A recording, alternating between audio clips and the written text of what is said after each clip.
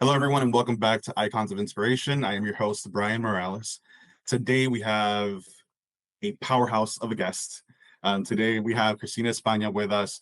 Cristina is currently the Deputy Director of Diversity, Equity, and Inclusion for Governor Cooper's office here in North Carolina.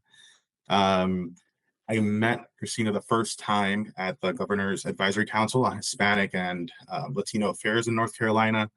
And the brief moment that she spoke made a great impact, and I knew I just had to speak with her.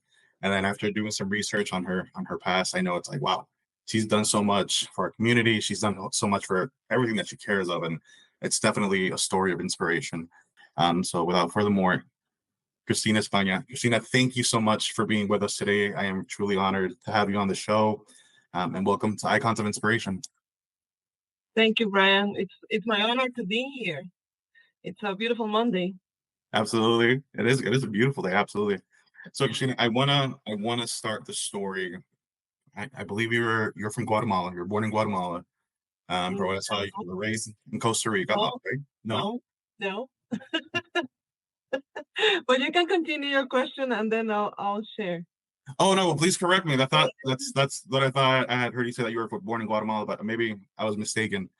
Um, but I wanted to know your story and your background that led you into being where you are today. What got you into advocacy work? What got you into working with our community? What is it that you saw? What was the first thing that you saw that you said, I need to get involved, I need to help, I need to try to make a difference? Oh my God, that's a good question, and it's the first question. Well, I was born in Costa Rica. I'm Guatemalan, and the reason why I was born in Costa Rica was due to the war, Got it. Okay. and that is why immigration refugee comes from my heart, comes from my own story. Costa Rica was a blessing for our family, and then we were able to come back to Guatemala about 3 years before they signed the peace in 1993. Um, okay, so what I do? Oh my goodness. Um, Or at least on so you were, your family was taken to Costa Rica. You were born in Costa Rica because of everything that was going on in Guatemala. uh-huh. I guess from there, obviously you guys journeyed to the United States. At what point, was it, when you were in your teens, and like what was it the first thing that you saw, or was it your own experience that brought you to do what or just started you, guiding you into what you do today? Well, there's a story of my mom when I Okay. was about 5 or 6 years old. I grew up in many countries, different countries, and my story is very. I think it's very interesting. I was a little girl, and then I had a globe, like, and then I told my mom, I am going to travel around the world and help people. And I took the globe, and then I took a luggage, and then I walked through the door. And then now that my mom sees me in this role and what I do, she always reminds me of that moment. I don't have that in my memory, but I do see me as a little 5-year-old working for the world. Um, That's I such a think, beautiful memory to have. I bet that's such a beautiful memory to have. I can only imagine what thank she you. feels. Yeah. I think it's my mom, my dad. They the way they build their own lives, and I don't think it's a very hard question to answer.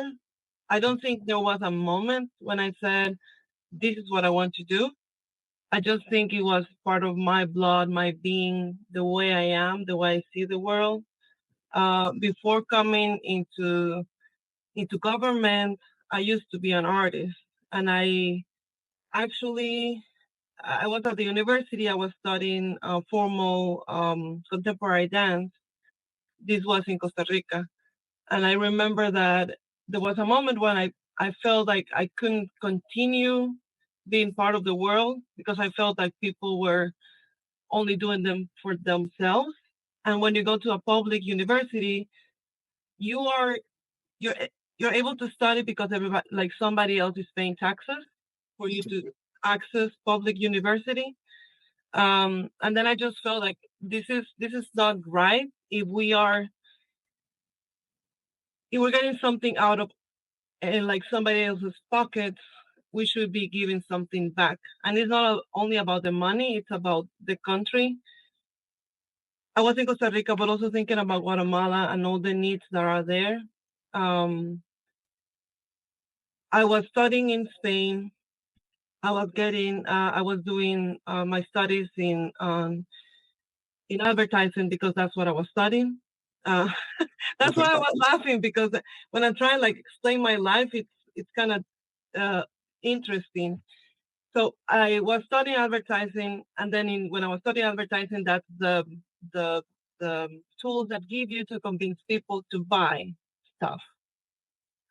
And then I felt the same again. I'm like, I don't know if I want to put my life into just selling things that maybe people do not need, or playing with people's minds to sell them things.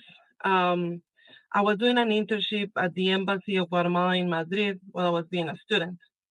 And then I just felt like this is the perfect space to advocate for the arts um, while helping people. And that's how I applied to be part of the diplomatic service of Guatemala. Wow. And then when I got an opportunity, the opportunity was in Atlanta. Okay. This was 2010. And I started there in Atlanta with civil registry, dual citizenship. Yes. Then I was moved to the protection department. Um, and then I was in charge of everybody that was on the removal proceedings, people with trafficking cases, children under the custody of the state, DSS. And then I was promoted in 2017. And they sent me here. The consul general was in in Del Rio, Texas. He was sent here as well. Sent here as well. And then we opened the consulate of Guatemala in 2017. And I'm married. I have two girls. And with the diplomatic service, you have to be moved. And we decided we don't want to continue moving. North Carolina is amazing. We fell in love with North Carolina and we said, let's stay. And I don't think I'm responding your question, but No, you are. You are. Don't worry. But what I can tell you is that I have seen the pain up close with my own story, with my stories from my mom that I can share if you want me to.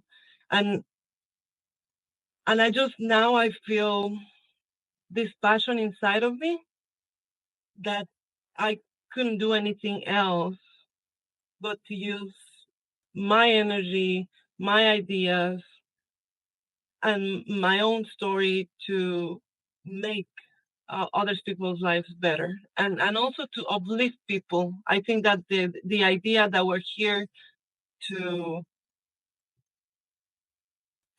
like like paternalistic ideas, Yes. I don't think that's the way we should work. I think there's so much value in people, and then when we understand that by doing this work we're actually learning as well, and that people are also giving us something as well, I think it changes the narrative of how we do this work. Absolutely. Absolutely. And wow, that was, yes, it was an amazing answer. It was a lot. And I would love to break it down a little bit, but there were so many beautiful points there that you mentioned. Um, just one thing I want to mention for myself. So just this year, I stepped into the role of Government Affairs Director for the National Association of Hispanic Real Estate Professionals here in Charlotte. And last year, I was part of the committee, and it was my first time getting into any kind of advocacy work, right? Mm. And let me tell you, and the field, because literally like a year and what, not gonna like a half now, in Uh-huh. that year and a half alone, I have been introduced to so many people. I've heard so many amazing stories, so many heartbreaking stories. And to your point, it comes like, I'm in that, and I'm in the middle of that, personally, where yes, I'm a realtor by profession. That's what I do. I help people And I think the mission of NARP is beautiful. We try to advance sustainable Hispanic home ownership. And I think it's a great thing to do here. But then there's so much more that needs to be done. There's so much other work that needs to be done. So now I'm questioning myself, everything that I have to do. My background, I'm from Puerto Rico. So Puerto Ricans, we don't go through the immigration process, right? Like the rest of the Hispanic community. We're born citizens. So we just moved to the US and that's it. Now learning, right? Learning the intricacies of the immigration process and the hardships that people have to go through. Now, I've met so many people. Just recently I was interviewing Manolo Betancourt of Manolo Bakery, and he shared a similar story, and it is really eye-opening. It's, what can I do now? What can I do to help? What can I do to help this community in this struggle amongst everybody else that I've been hearing and learning about? So I can definitely relate to that, and that definitely struck to me. Now, if you wouldn't mind sharing, let's start with your mom's story. What exactly happened? What was her story? What is it that she went through that sort of stuck with you? Okay, so I don't think I have enough time to tell my her story. Okay. I think that if there's an opportunity for you to interview her, that would be great, so she can tell her own story. She's a writer, an economist. She got her master's degree in London. So you just come from a background of amazing women, of amazing people. Look at you. Yeah, that is amazing. Yeah. Thank you. Yeah, she's an incredible woman. And since we were little girls, and I do the same thing with my girls, we do have deep conversations. Oh my God, how do I start? And where do I start? Her mom died when she was 1 year old, and then her dad took care of her. So I think that made her a different person. And this is the 50s, and just like think about a single father raising a daughter, and this is Guatemala. I think that made her a very unique person.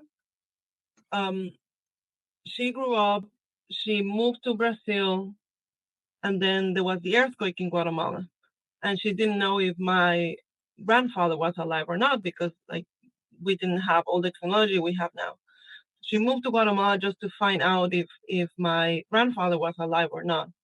And thankfully he was. But then when she went there, of course, Guatemala was destroyed. And there are places in Guatemala where homes are made of like dirt. I don't know how you call those houses. Dirt leg? Yeah, like adobe. Of course, with the earthquake, all of that, it was nothing. There were nothing. And then she was a volunteer with a person that was starting to be a doctor, and they just had to serve people. She was also part of a delivery of a baby, because they just needed people to help others. With that, she decided, okay, to understand Guatemala, I need to understand the economy of Guatemala. And that's why she entered into economics. With that, Guatemala was changing. All the intellectuals were trying to change Guatemala. And then, of course, everybody that was trying to change Guatemala was killed. So there's a generation of Guatemalans that most of them were killed, and those who survived either moved to Costa Rica or moved to Mexico. Gotcha. And so I'm one of those families that moved to Costa Rica. My father was a professor at the university as well. So since I was a little girl, I had all the stories of young people having a dream of changing the system. And then what it means when your family or your life, everything gets destroyed by trying to change the system. So it's also a story of defeat, to put it like that. Yeah. But what is interesting is that all of the children of all of those intellectuals, Mexico, Costa Rica, most of us, we did came back to Guatemala. one of them was a ministry of the Foreign Affairs Service, Fernando Carrera. He was one of those children as well. And then he came back to serve the country. And then I came back and I did the same with my own story. I felt like working for the consulate was a service for the people. Because when the war happened, and they were trying to kill the how do you say that in English? The term guerrillas. I don't know if you say The that in guerrilla English. warfare? I don't remember, but there were the guerrilla, Yes. Okay. Yeah. and then the army, and then the army that was trying to get rid of the guerrilla, they will come into indigenous towns and just swipe the whole town and kill everybody, Oh wow. like kids, grandmothers. They're horrible stories. And then people that survive those killings were the people that flew to Mexico, and then those are many of the indigenous communities that now we see in United States. So some of them already have children here, some of them already established, but just thinking about a country that killed most of the people that were maybe the intellectuals, and then killed innocent people, just thinking that by swiping those towns, there were no people will be able to hide there.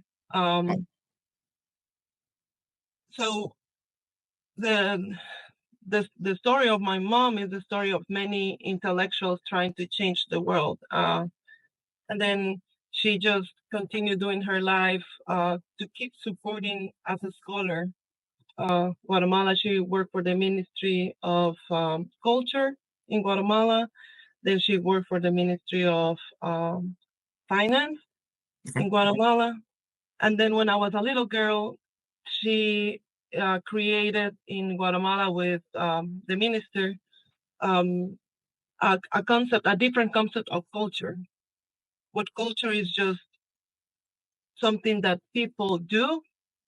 It is their music, it is their food, it is access to art, it is access to culture, it is access to heritage. And all of those ideas were when I was a little girl or a teenager. Yeah. Wow. No, that's an incredible story. And like you said, yeah, a lot of Guatemalans have shared that story with me as well. And it's definitely a very horrible and unfortunate time. But I'm happy to see that at least for you, you were able to take away something so beautiful, which was your mom and everything that she instilled in you and all that experience to be where you are.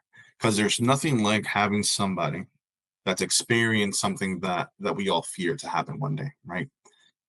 There's nothing better than to have somebody that have been in the shoes of a dictatorship or somebody that's trying to take away our liberties and or somebody that's trying to take away just our access to knowledge, right? Mhm. And especially when you're in a position like you are now and advising Governor Cooper's office, I think that's incredible, and it's a good way to keep pulse of everything that's happening here. Now, would you say that in that story, in your mom's story, your takeaway is more of a I'm going to live my life, I'm going to raise my family, but I always need to make sure that I'm still serving the people? You know, is it more of that, or would you say it's like I got to make sure that, or also I have to make sure I instill this in my girls so they can continue, you know, this legacy, so they can continue this work, you know, once I'm not here, or you know. Yeah, I don't think it's a concept that I don't think it's separated from our beings. That's what I'm trying to say. Okay. It is not something that it's like separate from me. Like this is Cristina, and then this is a person that needs to serve others. Like this is Cristina. This is just you. Got Yeah, it. this is me. These are my girls. This is my mom.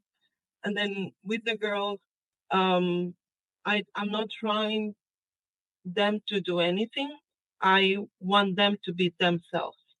Yeah. And whoever they want to be, I'm going to support their dreams.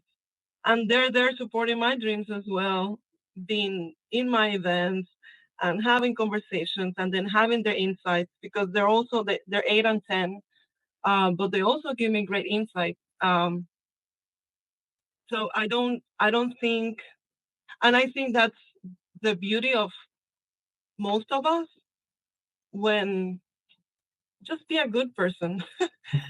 Yeah, Absolutely. and I think that you could be a good person everywhere. It doesn't have to be necessarily government. I'm Right. I'm always telling everybody, please come to government, and then if you don't want to do government for all of your life, at least see it as a service. Yes. So for 6 months, or a year, 2 years, something. We all talk about systems and services, but we will not be able to improve them if we're not part of it. Uh, But I think that you could change the life of somebody everywhere you go.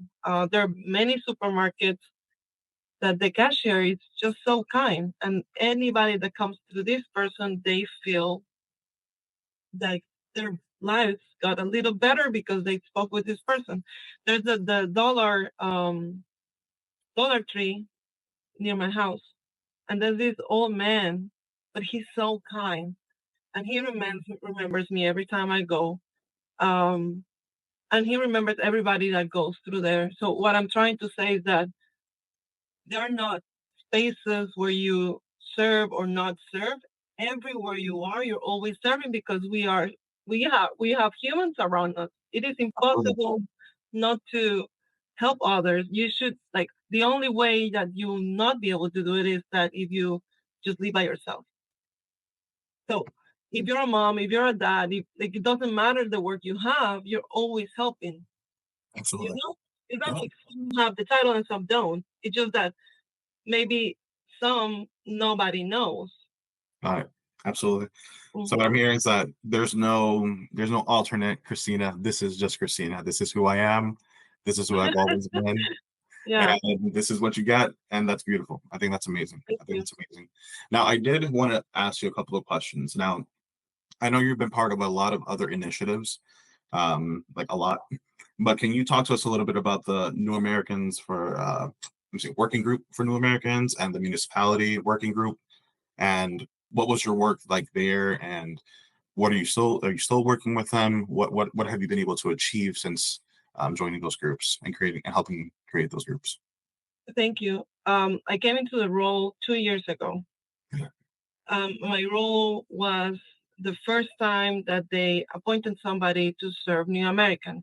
New Americans is the new term that we're using for international community, immigrants, refugees, and Americans. I recently spoke with somebody who was foreign-born. She's been here since she was a little girl, and I asked her, like, what do you consider yourself? I'm an American. This is my life. I've been here my whole life. So I think that trying to, with the terminology, is sometimes difficult, because I don't want to put anybody in a box. Right. Um, but the term we're using is New American, that is very broad. People who are seeking asylum, et cetera, et cetera. Um, with the role is, how do we embed the work in a way that all of our agencies can support, can think of policies, and can shape the work to serve anybody that comes into their agency, including New Americans. That is my role. That has to do with technical assistance. It has to do to understanding the needs. But the most important thing is that it is not one person, right? Because then everything gets stuck. It is about the whole government serving New Americans. And this is why we established the Interagency Working Group for New Americans. That was at the end of 2022. And we are 22 different members of 14 different agencies or offices across the state. Oh wow. Okay. Um, and all of us are working in our own agencies to better serve New Americans. What we did is, the first year that I was in, I worked for the Foreign Service for 12 years for Guatemalans and many Latinos. But then when I came into the role, I knew that this was beyond Latinos. Right. first year was about listening. I did many listening sessions that were very organic, no agenda, across the state. Sometimes it was 3 hours, 4 hours, 5 hours, very long conversations. Sometimes it was 6 hours. Oh, wow. And I discovered that people, like, we all need to speak and we all need to tell our story. And for many of them, it was the first time sharing their story with a government official. Um, we established the interagency working group for New Americans, and then we did the same with the whole group. And we traveled across the state. We did listening sessions in Raleigh, Charlotte, Greensboro, Asheville, Fayetteville, Durham. And the listening sessions were just something so beautiful. I hope we can do them again. People will come together. It was 100, 150, and then our last one was in Durham, and it was like 220 people coming together. Yeah. And then you see the diversity of North Carolina. People that born and raised here, the parents born and raised in North Carolina, maybe they have not traveled outside North Carolina, were present. Then you had refugees, you have Latinos, you have people from Europe, you have anybody that you think, all sitting in the same table, Wow. sharing their stories. With that, it was okay. So what as a group can we do? And then each lead is leading their own work in their agency. From the first group of listening sessions in 2022, I was looking for something that was repeating itself. Like, what is it that we can serve that is repeating everywhere, from well-being to economic opportunity? Language access. Everybody, like, I want to open my business. I don't know how to do it because it's not in my language. I want to help my children go to college, but how do I help them if all the information from the college is not in my language, et cetera, et cetera, et cetera. I go to the doctor, many stories about elders, mental health. Then with the interagency working group was about, okay, how do we understand this, but as state government, as all of the agencies hearing the same. This was 2023. Now we are in 2024. And then 2024 right now is implementation. And what we're doing is we're advancing language access, making the work, responding back to the people from the listening session. Then the municipality working group, it was kind of similar, but with municipalities, we're not the same government. So we cannot tell each other Right. what to do. Exactly. And with that, our final goal was to empower municipalities to advance language access. And then last year, UNC, they had a program that is called Building Integrated Communities, and they're working with municipalities. And then the city has to work with a grassroots or a nonprofit, and together they are creating language access plans for all of the cities. And every 6 months, they have a new group of cities. So some months ago, they have around 6 cities. For example, Winston-Salem, they just approved their emergency language access plan, which is in Awesome. Texas. That's amazing. Morrisville needs the same. And then that's what we're seeing right now. We're getting closer to a better space with language access. That is incredible, and congratulations. That is definitely a feat, and hopefully it spreads across the whole state for sure. Isn't it though? Wouldn't you say? Isn't it beautiful though when you're in a room, when it's such a diverse room, but at the same time, it feels like we're all connected. It's all the same. We all have the same needs. We all have like the same similar desires, especially when it comes to wanting to improve where we live. Like a lot of these new Americans, like you like to call them, they come to this country and it's not, the mentality is never like, I'm only here temporarily. No, I'm here to stay. And while I'm here, I want to make sure that it's a better place for everybody. I think that there's definitely like an underline of I do want this to work. I want this to be a better place for myself, for my children, for my neighbors. And I think when you can get those people talking, together, you have great things like this happening. And I think Yes. that's definitely very beautiful. And then the New American concept, it's connected nationwide. Now North Carolina is part of a network that is called Office of New Americans Network. Oh, And we are 20 states working towards inclusion, belonging, integration of New Americans. And there are some states that have had long-lasting ONAs. We call them ONAs, Office of New Americans. For example, New York, they're very successful. Michigan, and then you have others that are new, kind of, Colorado, Utah, North Dakota, and then we have some states like our state when we have a role. And of course, the dream for this work is, of course, establish the Office of New Americans like any other state. But the network is strong because we are supported by World Education Services and by American Immigration Council. And then we are able to share best practices, share models, and I'm able to access what they're doing in other states.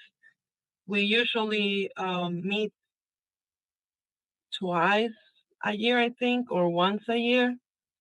Um, and we work very closely with the administration. The Biden-Harris administration, they also reestablished the Task Force for New Americans. oh wow. Okay. This is a national movement, and now North Carolina is part of this national movement. That's incredible. Wow. Now let me ask you a question. And and that's two-part question. One, would you say it was easy or was it difficult to get these people together to get to this point? Whether it be the people that you guys invited for the listening sessions, was that difficult? Was it difficult to get our elected officials to sort of like buy into the idea of this is an actual need of our community, of your constituents?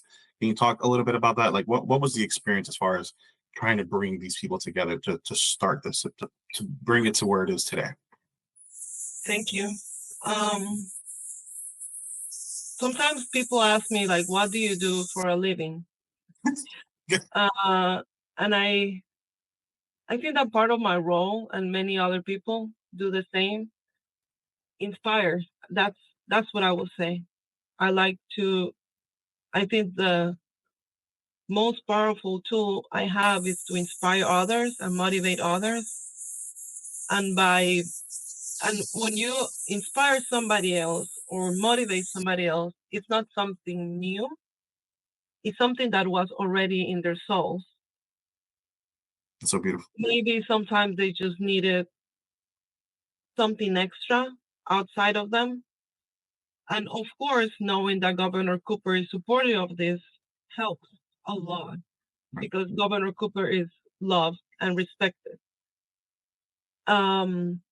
And I have to say that they trust me, and they have let me do the work like this. Sometimes they ask me like, how do I do what I do? And I think it comes from my background as an artist and my background with advertising. I also did a master's in neuromarketing. Okay.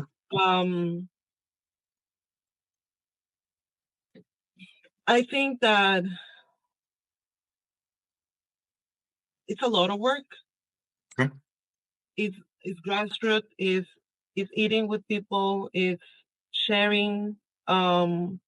Is respecting when people create engagements, celebration. Sometimes when we do policy, we might find ourselves only in data and research, which is great. But I think there's also some power of keeping the connection because the data and the research, when you read it, by the time you read it, it might not be as current as when you talk to a person. That's very true. So I think that you do need the data. Data will not lie to you because it is there and it's in your face.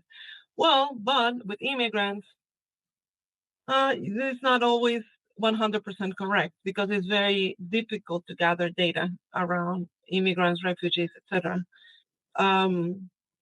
But what I will say is, everybody wants to come together. Everybody wants to work together. It's just laying out the tools for it to happen.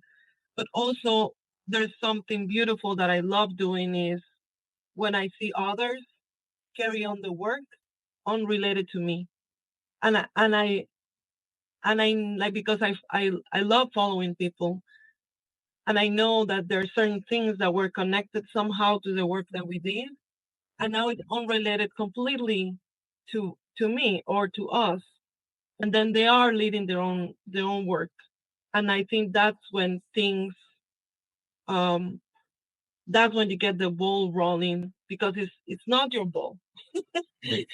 Right, it is everybody's, and then when you do it like that, it just, I think it works really, really well. And um so when you see my work, you'll see engagement. I do a lot of engagement,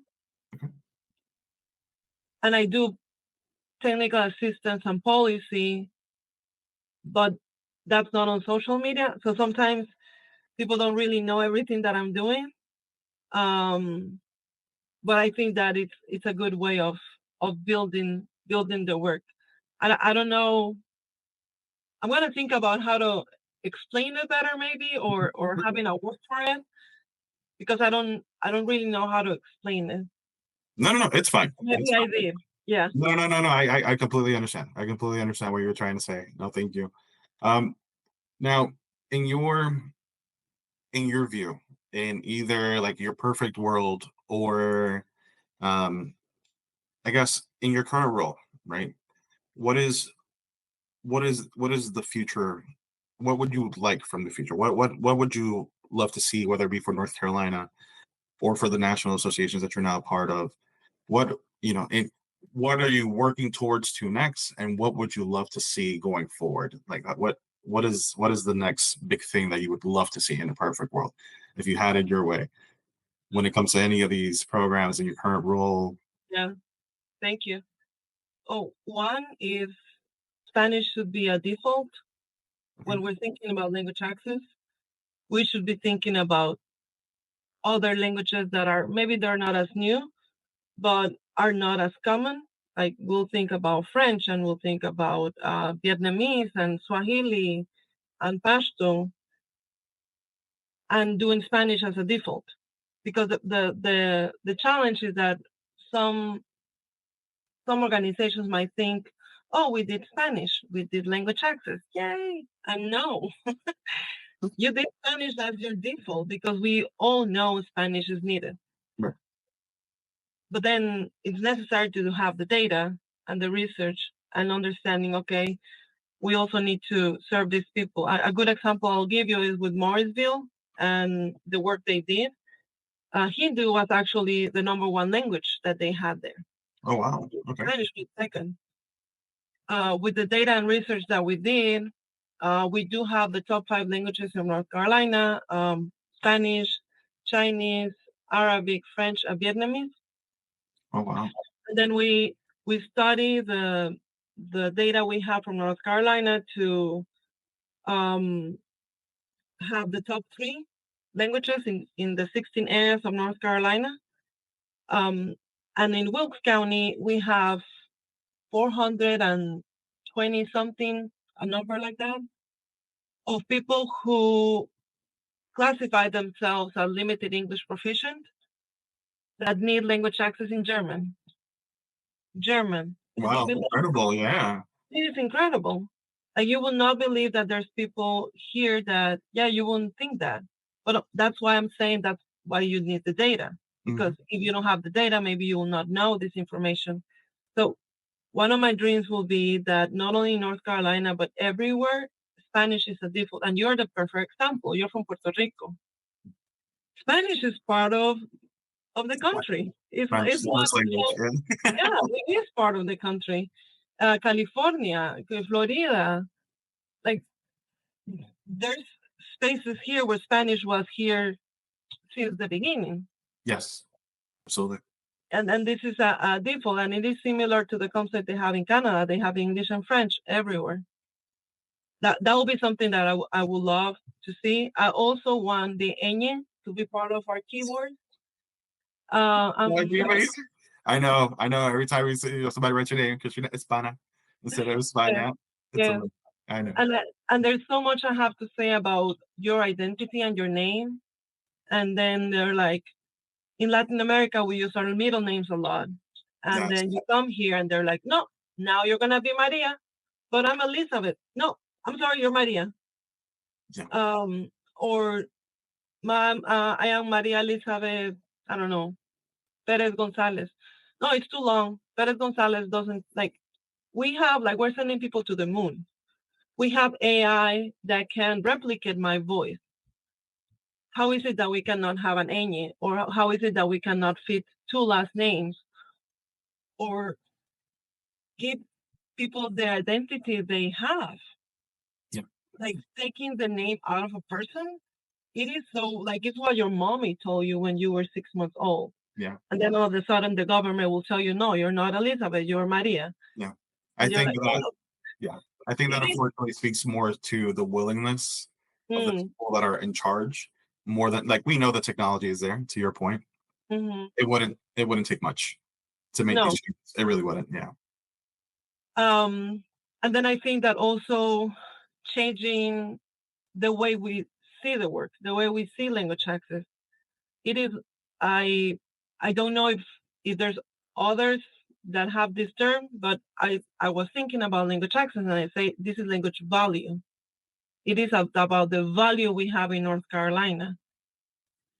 And then when we're thinking about the value, we're thinking about, okay, the need, if somebody needs accessibility, that's one pocket. The talent, do we have enough interpreters? Are people looking into this as a career? And then we also have equity, people that are multilingual, and all of a sudden you have extra work, but you're not paid for that. Oh, that is a big one. Oh my God. Do I have stories about that? But please continue. The person next to you, they do like half of the work, but they earn the same. Yes. And then also our investment on our children. Every 5 years, we're looking for talent outside of the US because we don't have enough professionals. We don't have doctors that speak the language. We don't have psychologists that speak the language. We don't have teachers that speak languages. Well, we do, but we don't have enough. But then we have children that are born here that could be those like professionals of the future, but then people don't feel comfortable. Parents don't want racism against their children, and then they stop speaking their language, their native language. We don't create enough spaces, intellectual spaces in other languages. Do we have conferences that are fully another language where children and youth could come and see, oh wow, this is another type of speaking? Because you could have a language, but it's like the party language. It doesn't necessarily going to help you if you're a doctor, and then you need the terminology to be a doctor in another language. We recently visited with the Latino Council and Elaine Utin, who's the chair of that committee, the education committee. She's leading visits to different parts of North Carolina with their committee. Sometimes I've been able to be with them. And we went to a school in Durham, and teachers were multilingual. It is not an immersion school. It's a regular public school. Right. But the leadership has been like very intentional of hiring multilingual teachers. And I saw the classes, and you had people that were teachers that were teaching math in English and Spanish at the same time. That's incredible. That is amazing. Incredible. So, and then thinking about like now we have Japanese companies coming, we have French companies coming, we have. I recently heard something about a company from Spain. We have all these international companies that want to come to North Carolina because we're amazing. But what if we could tell the companies of the world, come here, we have all the languages of the world.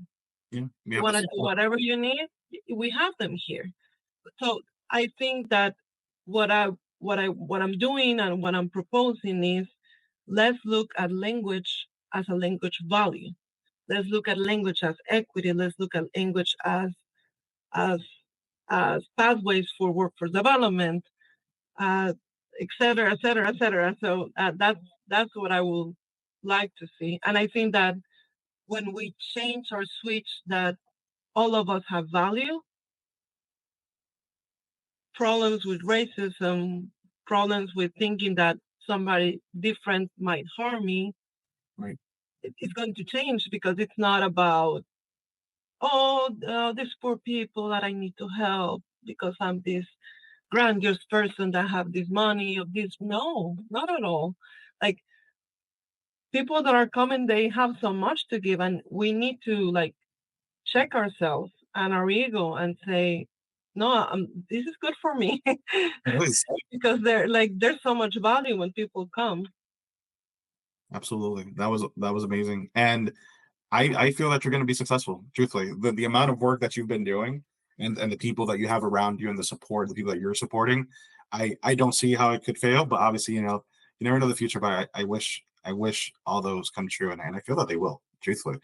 Thank you. Now, before we leave, I have one last question, and I ask this, of all my guests, what motivates you? If this is you've been doing this for a long time, Can I and say, you have to get up every single day, and you have to do this every like you I imagine, like, from here you're going to see somebody else, you have another meeting, you're going to another event, yeah, and you're a mom, and you're married, and you have your friends, you know what I mean? It's like it's not always about what I'm doing and advocating. What's keeping you going? What's waking you up every day and saying, come on, Christina, we got to go, let's go ahead and do this, let's get this done? thank you. Before I move there, I do want to stop for a second, Oh, sure. and I want to say that the Latino Council we have, Mhm. they are incredible. You saw them. I saw them, yes. Oh my goodness. It was Um, really inspiring. And I know I say that redundant, but it really was. It was beautiful to see how diverse it was, and the work that they did in a couple of months. Because truthfully, it was just a short period of time. At least when I saw them here in Charlotte, and it was so good. Like, the information that they brought was so eye opening. And to the, your point, as you were speaking before, like how diverse our state is, and then the needs that everybody has. But yes. and then Ricky Hurtado, he's our chair, Mhm. who Yes. everybody knows. He's famous Yeah. because he's incredible. Jody Stanley, she's our vice chair. Jody Stanley, she's one of the founders of a national group that is called Municipality Language Access Network, Okay. MLAN. There are about 300 plus or 400 plus already members of the group. Oh, wow. She's in Greensboro. And Greensboro, I love Greensboro. Well, I love North Carolina, everywhere in North Carolina. But Jody, she's in Greensboro. She's our vice chair. And then with that, we have 28 members who are incredible. Our Right now we have those who are appointed by the governor. We have ex-official members that are representing the agencies. And this time around, we have community advisors who are incredible as well. If we include the community advisors as the appointed members, in our council, we have from a 17-year-old to an elder. I saw that. Yeah. Yeah, we have indigenous communities represented there. Yesenia, born and raised in Morganton, from indigenous parents from Guatemala that didn't speak Spanish. Now she's in UNC in Chapel Hill. We have Afro Latinos, Luis Alvarez, Dr. Luis Alvarez. Yeah. I saw that. Um, we have people from the economic sector like Vicky Garcia, who's the CEO of the Latino Community Credit Union. We have Federico Rios, who's people love in Charlotte. Yes. We have Danielle, who's part of Welcoming America. That's a national group. And then we have elected officials like Eleazar Posada, who's the first openly gay Latino who was ever elected in North Carolina. We have Javier Caballero, who's incredible. And I don't have enough time to go like one by one. Yeah. But they're all amazing, amazing, amazing. They're all around the state, and if somebody is to this point in the interview hearing us, I invite you to go and look to each member of the Latino Council because they are incredible. And then going back to your questions, Okay. What motivates me in the morning? What motivates you to keep going in general? Yeah. Not just morning, just keeps you pushing. I'm sorry? To keep going. Yeah.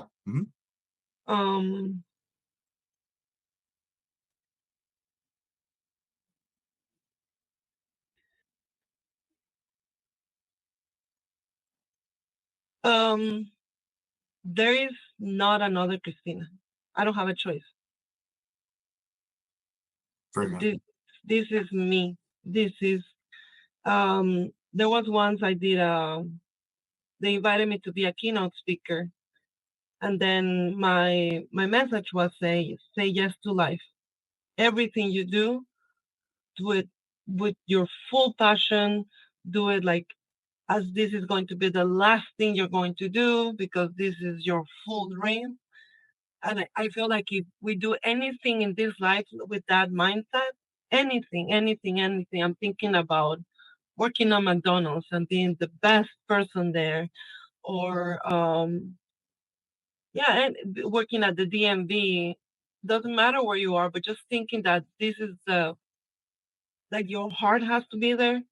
When I did dual citizenship with the Consulate of Guatemala, it was not mm, it was not necessarily fun because to register someone you have to put a form. Yeah. You have to put first name, last name, and then you have to. It's just a form that you have to fill out again and again and again and again and again. Consulates they usually do like 200, 300, maybe 500 in a year. In 2011, I did 6,000. That's a lot. Yeah. It is a lot. But I understood that even though the work that I was doing, each form was not like, oh my God, this is so much fun. I'm going to put another form. But it was alive. There's a baby represented in this form. And there are two parents represented in this form. And the work that I'm doing, it means that this child will be able to be Guatemalan and will be registered as Guatemalan. And then this child is going to have a Guatemalan passport, and then the parents are going to feel so happy because they were able to give something to the child. So I think that when you look into the meaning that you're doing, that is much bigger than you think, it will always motivate you to keep going. And then everything that I do now in my life is for my two daughters, Isabella and Olivia. I have a wonderful husband, Nathaniel, who I call him Nata or Cachita. Yeah. And they are my everything. Like everything that I do in this life now. Now I'm eating better. I'm exercising. I try to sleep better. Everything that I do in my life it's for them, and I see everything. Every time I think about God and I see them, I'm like, wow, this is God. Beautiful. Yeah. That's awesome. It's not, and I think for anybody that's a parent, I'm a parent also. I think our children are definitely. There's no motivator like a child. There's no motivator like wanting to set an example for your children. There's nothing like wanting to leave, something behind for them, and not monetarily speaking, but just like something that they can inspire to be. If there's anybody I want to make proud, it's definitely my daughter, right? Yes. So. And something else that I wanted to share with you is that when I decided to resign to be a diplomat and stay in North Carolina, that was really hard for me. That was really, really hard for me because that was my dream. I saw myself as an ambassador in the future. That was going to be my career. I didn't have a second plan, a plan B. That was my career. That was my full life, my energy, everything was there. And then when I said, okay, but what about my girls and their lives and just thinking of them moving again and again and not knowing when we were gonna be moved.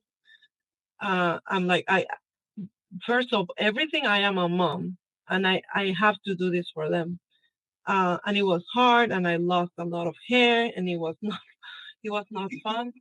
Um, and I remember when I applied for this role, I I used to like cry in my car, and I had this song that was 100 good days make 100 good stories, 100 good stories, and I would put it again and again, which is interesting because I am a Latina, but there's the beauty of being multilingual that sometimes like English can also be a beautiful language as well, and, Absolutely. and I and I remember I will like drive and I will be crying and I would say to God, like, God, please give me this role because I know how much I can do. I know that I can open the like the doors of government to the community. I can just like open it all and then everybody will know the possibilities that are there. Like I really know how to do this. And then thankfully it was 3 months of interviews, many interviews. It was Oh, wow. really hard. Yeah. Yeah. Wow. Okay. Um and I got selected, which was a blessing. And when I went through this like I don't know how to say, but this experience in my life, I decided to fully embrace who I am. And by fully embrace who I am is that sometimes our leadership might not be as rational. Mhm. There's so much power in our intuition, in our gut feeling. And this is because I studied neuromarketing. Now I understand that it is not something out there like you're imagining. It is actually that your subconscious have all the information that your rational mind cannot um, manage or organize. Anytime you have a feeling, there's information there that your rational mind would not know, but your subconscious know. And that's why I know that by working with your intuition is your subconscious mind that has information to everything. Like now our subconscious mind, they know the lighting that we have, they know how many books you have in your bookshelf, Yes. they know you have a picture, they know you have paintings there that maybe they're your children, My and daughters. maybe my yeah, Yeah. or maybe they're yours. But there's so much information that my rational mind may not be able to say, but my subconscious mind does. So what I will say is that I think that all of us have the right to build our work in a different way. Um, and and I'll be better at explaining how I do my work now. But what I would say is that it has to do a lot with the intuition and the energy of everything that is happening. So when I imagine the work, I see it as something that is growing, as an energy that grows. It is not like 1, 2, 3, 4, 5. It might be like 1, 5, 10, 15, 2, 7, Yeah. 0. Um, and I just invite everybody to just embrace who they are because we cannot escape. Like we're still here. Absolutely. We are who we are. Yeah. Thank you so much. Thank you so much, Christina. This was really a wonderful conversation, eye-opening conversation, inspiring. I knew you did a lot. I didn't realize how much you were doing, and it's really incredible. And I thank you so much for not only taking the time to do this interview with me, but for everything that you are doing and for everything that you're doing for our state, for our community. And I wish you all the best, all the blessings. You deserve everything good that's coming your way. And thank you again for being here with us. And hopefully we'll have you again. And I might take you on trying to see if I can interview your mom. I'll see if I can sneak that one in there as well. But thank you so much again, Cristina. Thank you.